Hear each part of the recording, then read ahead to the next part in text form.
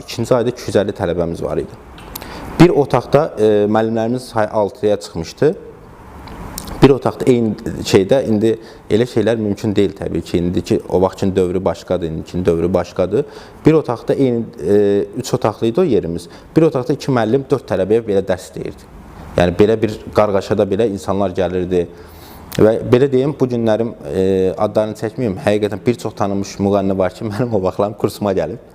Bu günlərim sevilən bir çox müğənni var, gitar ifaçısı var ki, mənim kursumun tələbəsi olub. Bu şəkildə həyat gözəl davam edir və mən getdim, ailəmi Bərdəyə getdim. Ailəm Bərdəyə yaşayır. Dedim, bəs Bakıda mən belə iş qurmuşam, sizi Bakıya aparmaq istəyirəm.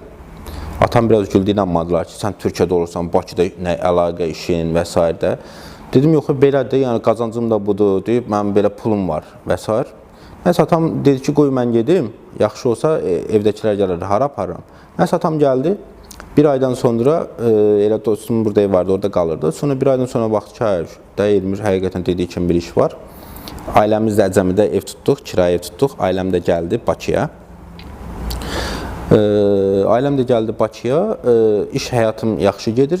Bir anda mən də Bakıdaydım, belə bir şokla qarşılaşdım. Bir gün işə gələndə, resepsiyonda işləyəndə mənim yaxın qohumum idi. Bəs belə bir şey mənə dedi ki, Elmir, mən də əsasən o vaxtların marketinqimi müəllimlər üzərinə qurmuşdum. Müəllimlərimi tanıdırdım, müəllimlərimi reklam edirdim artıq.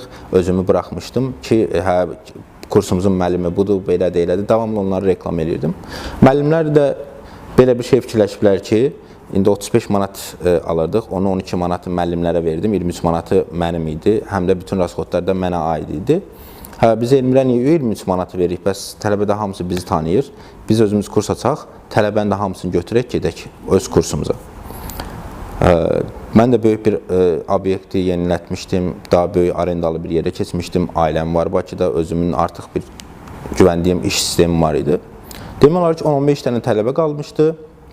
100-dən çox tələbəmi müəllimlər özlərindən bir yerdə kurs açıb, götürüb ora. 3-4 dənə müəllim aralarında sözləşib, kurs açıb aparıblar müəllimləri özlərindən ora.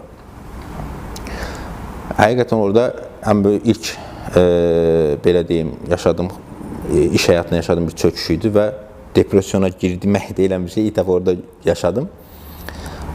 Bir gün otaqdan çıxmadım, ancaq düşündüm, nə edə bilərəm də, yəni, çünki artıq yenidən həyata sıfırdan bağlayıb, yenidən sıfırdan başlamaq bu qədər uğur qazanmışkən. Belə bir fikir yarandı ki,